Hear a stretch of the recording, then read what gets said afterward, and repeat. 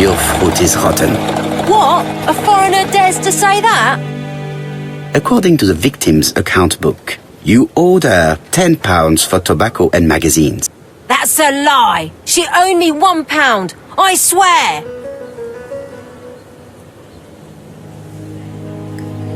Now, please be so kind as to explain this. Look at my account book. Alice owed me £11 for fruit and vegetables. I may have had a slate at her shop, but she had one at mine. She owed me £1. And that reminds me I have to get it back from her niece. That is quite enough. Your account book has saved you, but I might ask Chief Inspector Japp to throw you in the cells for 1 or 2 nights while he checks your entries. Do you want to go to prison? Prison? Now that's not fair. I haven't done nothing. In that case, I am counting on your full collaboration. Yes, sir. Of course, sir. Listen, I didn't kill Alice, I swear. But it's true that I did go to the shop yesterday. At what time? 6 o'clock. She left me a note saying she wanted some strawberries if I got some. I received them late, about 6. So I took them over to her. But you did not see her. She wasn't in the shop, so I just put the strawberries on the counter and left.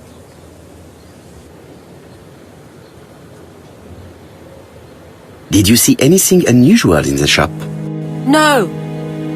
Well, maybe one thing. There was a railway guide on the counter. Alice didn't sell them. Maybe it's the customer who left it there. You were not allowed? I thought Alice had just gone to get her medicine from her room and that she'd be straight back. You mentioned medicine. Something for her cough. She used to take it a lot. Who do you think killed her? France. Her scoundrel of a husband. He was always after her for something. Well, he's a foreigner.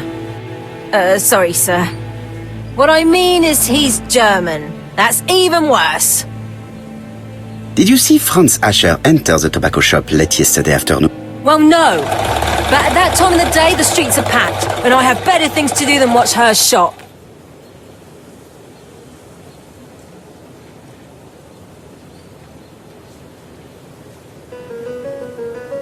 I'll just borrow your bottle a moment. Take it. It's what Alice used to sober up her husband. But try not to empty the bottle. Let us now try.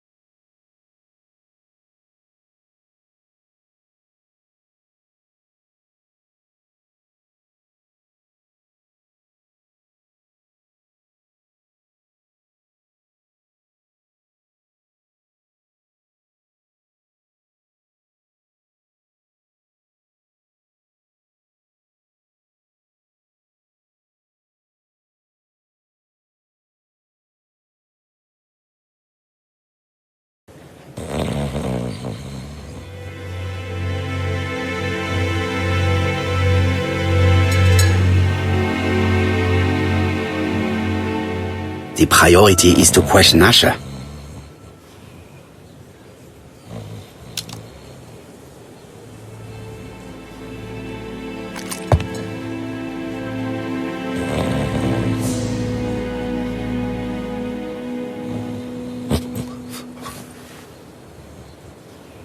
Mes amis, I can say without a doubt that poor Mrs. Asher was killed between 5:30 and 6. Killed when the street was packed with people. That's rather bold. I've been talking to the neighbours and... No one's seen anything? Or rather, it's anything and everything. Am I wrong? No. Yeah. We must grill this villain Asher before he falls asleep again.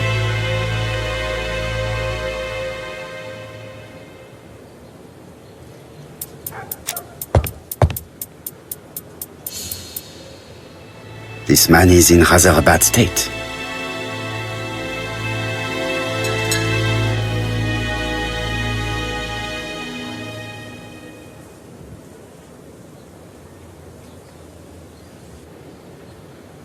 This man has been fighting and he smells of alcohol.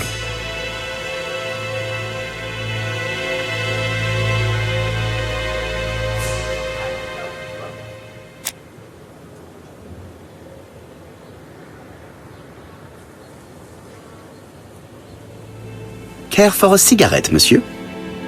What's that? Scented cigarettes? No, thanks. Bien. I was trying to be friendly, but you are quite right. Let us get down to business.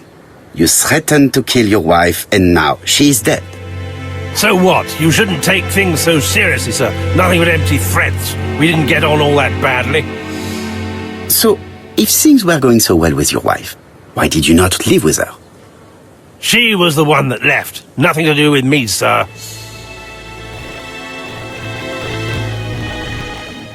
You can't have treated her very well. No, sir, no. I would say I had anything. It was only normal. She was my wife. Are you more different? I don't know what you mean.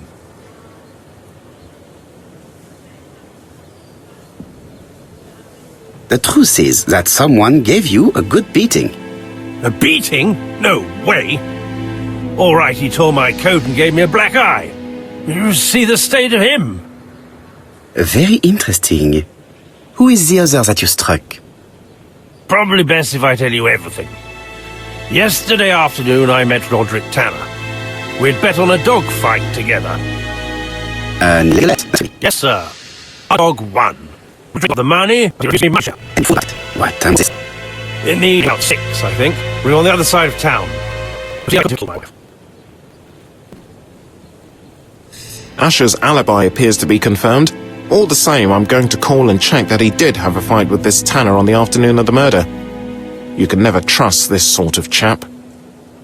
One thing is certain, Asher was a ruffian who used to beat his wife. But he is not very educated. It certainly was not him who wrote the letter signed ABC. Let's resume, Hastings. We know the murderer pretended to be a customer.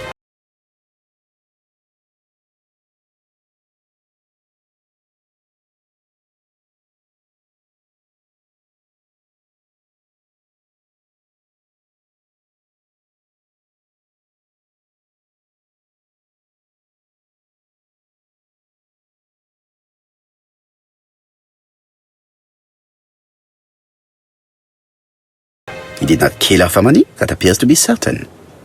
I agree with you on that point. And the murderer left an ABC guide as a signature. Therefore, it's likely he wrote the letter. Indeed, but that doesn't explain why and how he did it.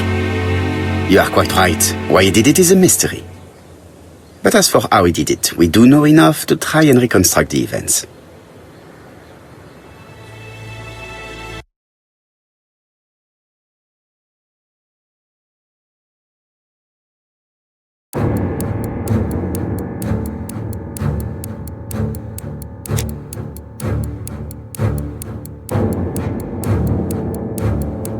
The killer enters the shop.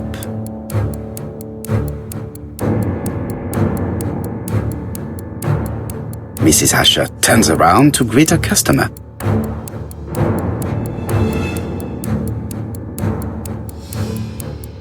The murderer asks her for some tobacco.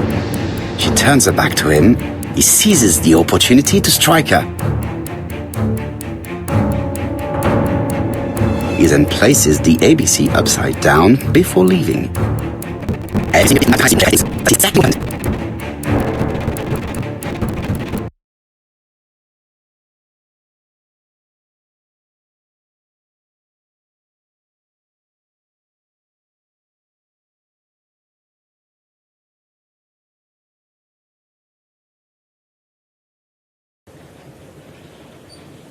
Asher has a strong alibi and we don't have any other suspect. But what was the point of this crime? She had no debts. She gave Franz Asher money regularly. She wasn't owed money. Nobody stood to gain anything. No doubt about it, the murderer is insane. And I fear that we had not heard the last of him. I hope you're wrong for once. Bien, let's go back to London. If we hurry, we should catch the 7:02 train. Are you coming? No, unfortunately, I have to talk with Andover police. See you soon then. Are you coming, Hastings? Let's go home, there's nothing for us here.